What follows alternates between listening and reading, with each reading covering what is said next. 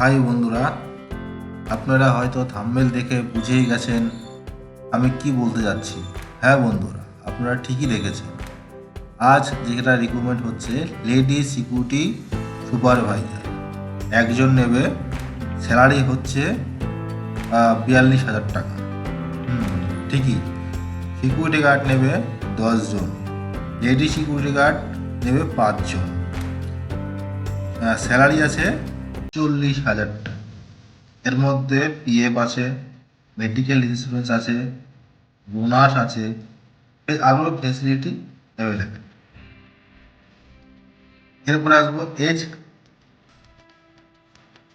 Age হচ্ছে 20 থেকে 36 বছরের মধ্যে। এডুকেশন 10 পাস, এক্সপিরিয়েন্স 2 থেকে 3 ইয়ার।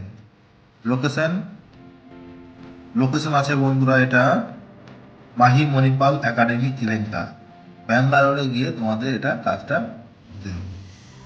আর কোম্পানিটার নাম career security service India private limited.